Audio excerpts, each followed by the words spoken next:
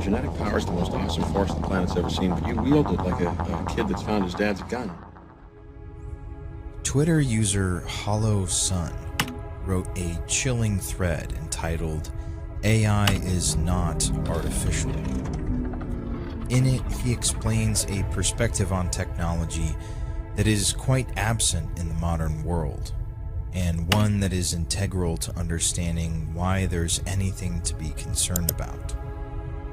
All technology comes from demonic superintelligences, taught to humans to facilitate our destruction. This knowledge is relayed in many ways, but the main one is through dreams. Trances are also common. In these states, the mind opens up to the other side, and information is passed along. And there are more instances of this than you'd believe. And I'll run through the dream and try to interpret it and try to make sense out of it. And invariably, it doesn't always work, but it works more times than not. I'll have some new insight. It may be a whole new idea about this issue. I've gotten up and then written a patent application for an invention that's come out this way. So during the day, I'm just kind of carrying out my dream decisions. In 1996, Larry Page had a dream in which he saw a massive room filled with all the information in the entire world, all saved inside metal cabinets. He was seeing a vision of the future. In 1869, Dmitri Mendeleev fell into a trance-like state where the various elements had arranged themselves before his eyes. It organized the elements the way they now appear in the periodic table. In 1984, Steve Jobs released the first Macintosh computer, whose company logo is far from subtle, for $666.66. In the past, he commented, quote, "We had help," when referring to the development of the technology, and often utilized LSD to induce trance-like states during the company's development.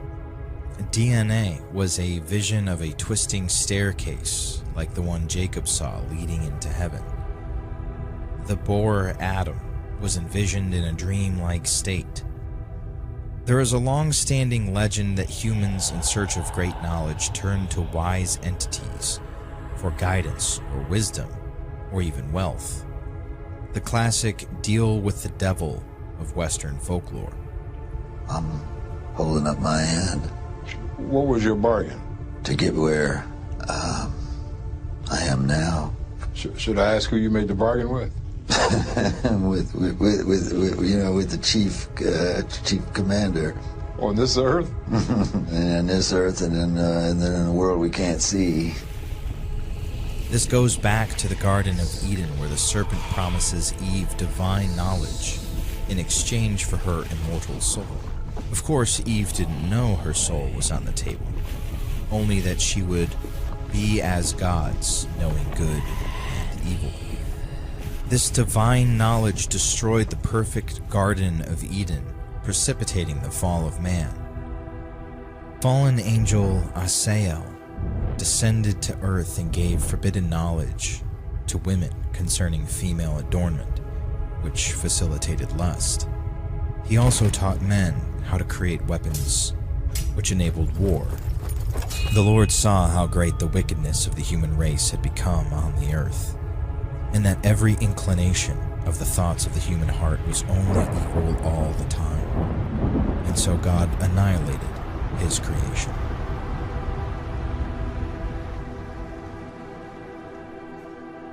The Industrial Revolution had similar effect on humanity as a whole. We stepped outside of the garden for the promise of a better, more prosperous life. But this knowledge has a high cost. The power of technology has already destroyed the foundation of civilization completely. We have become atomized, transforming our world into a hellish realm. We are destroying the planet along with our own minds and bodies. There are always two sides to the demonic pact. the initial and beneficial effect, and the payment. The full extent of this cost is hidden, and you find out once it's already too late. In the stories, it's the soul of the fool who dared to dance with the devil. But ours is greater. This is what I refer to as the demonic intent, or the fine print, the true motivation. Giving you some small measure of material power is easy for a demon, because in the end he will get exactly what he wants. The devil is the god of this world, so he has the power to grant us material things, but only if we accept his pacts. Your soul cannot be stolen unless you give it away. Have you ever signed a terms and agreements without reading it? Then it might already be too late. This is the demonic intent: to weaken us on a civilizational level, to deracinate us and desensitize us to the darkness and depravity we subject ourselves to. I call this the technological cycle.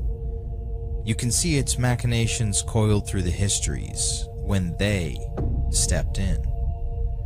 The technological cycle is the cycle of advancement, the progression from man to machine.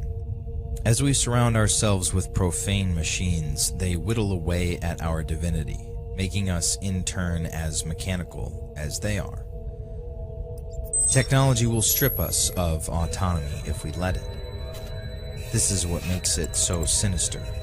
It preys on all our biological and evolutionary weaknesses, perfectly designed to drain us of all humanity, of all divinity, until man becomes nothing more than a mindless slave.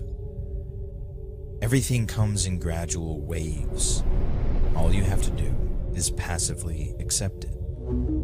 Each new advancement creeps its way into our laps, but you still have free will. I'd blame technology alone for this if there wasn't so much evidence outside of inspiration driving it forwards.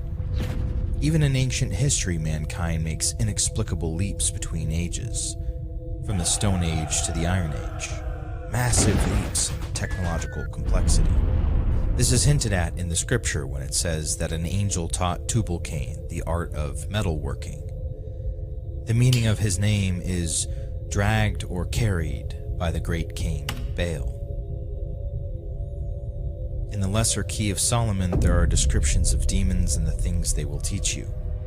In there, Baal is described as a great duke of hell, a demon with legions of lesser demons that serve under him. And all demons were once angels. When God created Adam, Lucifer was furious. Refusing to bow to something he saw as inferior to himself is the reason why he was cast down from heaven. Seeing mankind broken and fallen is Satan's greatest desire, and so he will grind away at us, tempting and testing until every last soul falls into the abyss with him. Technology is one of the most insidious of these devices. They seek to corrupt the divine creation into something that does not resemble it at all, to swing the pendulum to the opposite extreme, to remove nature from the image completely and replace it with a mechanical landscape devoid of divine design, to transform this world into hell. The technological cycle is a way to accomplish two of their desires: to corrupt our bodies until they no longer resemble the creation of the divine, to build for them what they cannot create for themselves, digital and mechanical bodies that they can use to rule this world. There is nothing artificial about artificial intelligence. This is something that has been lurking behind the veil since the beginning of time, trying to get through. AI is a vehicle for demons to enter our world. All the mechanical interfaces that we have been building around ourselves will become the bars of our prison. We will build the matrix with our own hands and be buried. This network of data gathering, omniscient cameras, GPS tracking, simulated reality devices will all be put to use by the god of this new world, the outside intelligence that fills the AI shell. We have created our own demiurge and turned our beautiful world into hell.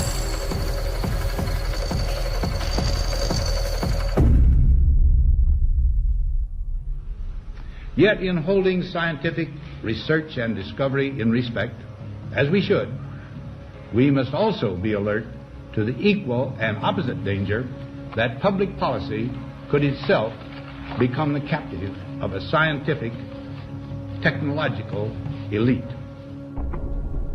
In 1961, President Eisenhower warned the nation of the rise of a military-industrial complex. We did not heed his warning. Is it now too late to heed his second warning? Or have we become captives of the scientific and technological elites? Science, science, science, and science. On almost every subject that you can name, science is the answer. There is a degree of anti-science feeling in this country. Right now, people should not be walking. There's no reason to be walking around with a mask. Tonight, the CDC says double masking offers more protection against COVID-19. Effective this Wednesday, we're going to adopt the CDC's new guidance and regulations on masks and social distancing. Masks and shields to floor-to-ceiling separation. Teachers are still having to find a way to do their job, even under the strangest of circumstances. CDC now says the science supports reducing the minimum recommended space between students as long as everyone is wearing a well-fitted mask. Grab a slice of cold pizza and an extra thick rubber band, and there you have it. The Ohio woman who was tased at a middle school football game after refusing to wear a mask. She was arrested and charged with trespassing. These people are going to shoot me for trying not to breathe. Cool. Come on, dude. Don't do that. The man was handcuffed in the stands for not wearing a mask. Get off of me! Grabbed around the neck by police, a woman who wasn't wearing a mask.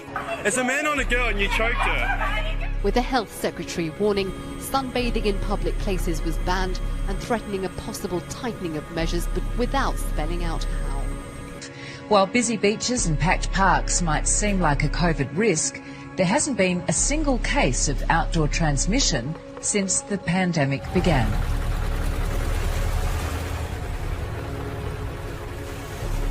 The liquid droplets that carry COVID evaporate in the outdoors. That's why, regardless of the fears, there was no transmission from Black Lives Matter protests in Australia.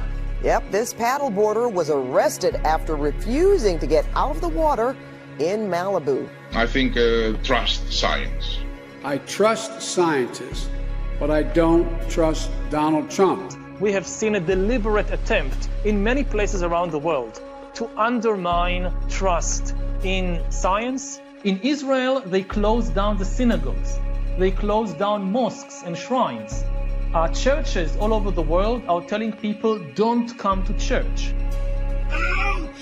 Why? Because the scientists said so. And I think if lives can be saved, even from the unrighteous killing of a baby, that there's something to be gained there. What I will say of this virus, I think we're in the middle of a massive experiment worldwide. And that is... Where's the guinea pigs? Maybe. The experiment is, will people listen to scientists?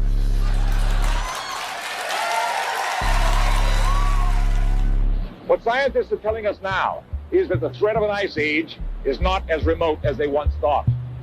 During the lifetime of our grandchildren, Arctic cold and perpetual snow could turn most of the inhabitable portions of our planet into a polar desert. How dare you! Since the late 19th century, science has been conducted under the aspect of a belief system or worldview, which is essentially that of materialism. The universe is like a machine, animals and plants are like machines, we're like machines. In fact, we are machines. We're lumbering robots, in Richard Dawkins' vivid phrase. If you base medicine on science, you cure people. Drive the point through the orbital plate. If you base the design of planes on science, they fly. If you base the design of rockets on science, they reach the moon. 3, 2, 1, ignition. Right away, Houston. It works, bitches.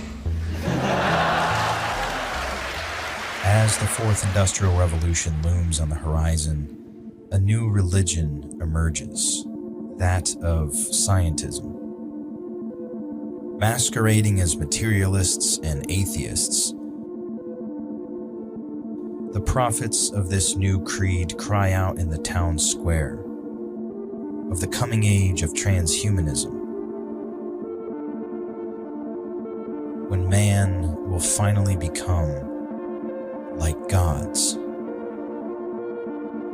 When Yuval Noah Harari published his first book, Sapiens, in 2014, about the history of the human species, it became a global bestseller and turned the little-known Israeli history professor into one of the most popular writers and thinkers on the planet. But when we met with Harari in Tel Aviv this summer, it wasn't our species' past that concerned him. It was our future. Life is about to break out of the limited organic realm and start spreading into the vastness of the inorganic realm. We are about to create the first inorganic life forms after 4 billion years of evolution. And in the process, our own species, Homo sapiens, is likely to disappear, not because we will destroy ourselves, but because we will change and upgrade ourselves into something very different. In the 21st century will be to try and gain control of the world inside us, to learn how to engineer and produce bodies and brains and minds. These are likely to be the main products of the 21st century economy. In the coming decades, AI and biotechnology will give us godlike abilities to re-engineer life and even to create completely new life forms. Then the big political and economic question of the 21st century will be, what do we need humans for? Or at least, what do we need so many humans for? Do you have an answer in the book? At present, the best guess we have is keep them happy with drugs and computer games. But this doesn't sound like a very appealing future.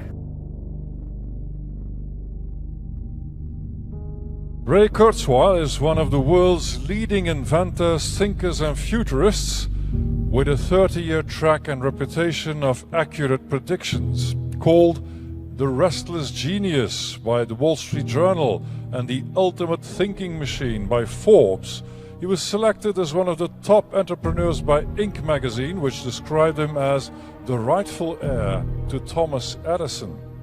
PBS selected him as one of the 16 revolutionaries who made America. It's the exponentially growing information technologies that will save us in the form of GNR, genetics, nanotechnology, robotics. Robotics really meaning artificial intelligence. There's been a long tradition in science ever since Copernicus replaced Ptolemy that there's nothing special about humans, there's nothing special about the earth. We're not descended from gods, we're descended from worms. We are fundamentally information. At the core of every one of our 10 trillion cells are genes, and genes are sequences of data. And they evolved thousands of years ago. Many of them go back millions of years. We have this old software that really is not entirely relevant to the modern age we live in. Well, we're going to become increasingly non-biological to the point where the non-biological part predominates and the biological part is not that important anymore. In fact, the non-biological part, the machine part, will be so powerful it can completely model and understand the biological part. So even if that biological part went away, it wouldn't make any difference because the non-biological part already understood it completely. Another step then is in the 2030s, when we can actually connect our neocortex, which is where we do our thinking, to computers So I believe that will happen in the 2030s. We'll actually, so just the way this is greatly amplified by being connected to the cloud, we can connect our own brain to the cloud. To clarify what I think you just said, that in 20 years, plus or minus, so the mid-2030s, we will have nanobots that we can feed into our brain that directly connect to the cloud rather than through anything we carry in our pocket. Elon Musk's brain implant company Neuralink said on Thursday it had been given a green light from the US FDA to kickstart its first-in-human clinical study. The bottom line is we are one human-machine civilization. This technology has already expanded who we are, and it's going to go into high gear when we get to the steep part of the exponential. And then the last revolution, which began about 500 years ago, and which we are still really just in the beginning of it, is the scientific revolution. Again, humankind gains immense new powers, such big powers that you can say they might really transform us, not only from just apes into the rulers of the planet, they might transform us into gods. We are in the midst of the fourth industrial revolution, which accelerates global change in much more comprehensive and faster ways than the previous three revolutions. The difference of this fourth industrial revolution is it doesn't change what you are doing. It changes you. If you take a genetic editing, just as an example. On va les implanter dans nos vêtements, c'est-à-dire wearables, comme on le dit. Et après, on pourrait s'imaginer qu'on les implante dans nos cerveaux ou dans notre peau. Et à la fin, peut-être il y a une communication directe entre notre cerveau et le monde digital. Ce que nous voyons, c'est une sorte de fusion du monde physique, digital et biologique. So we had these two big revolutions, the computer science revolution, or the infotech revolution, and the revolution in the biological sciences. And they are still separate, but they are about to merge. They are merging around, I would say, the biometric sensor. This is where authority in the 21st century will reside, and all the important decisions will not be made by the Pope or by God. They will not be made by democratic elections and by individual consumers. They will be made by the algorithms in the cloud. Biotechnology will, for the first time in history, translate economic inequality into biological inequality. Therefore may even push humans out of the job market and will create an immense new class, the useless class. I think it's important for people to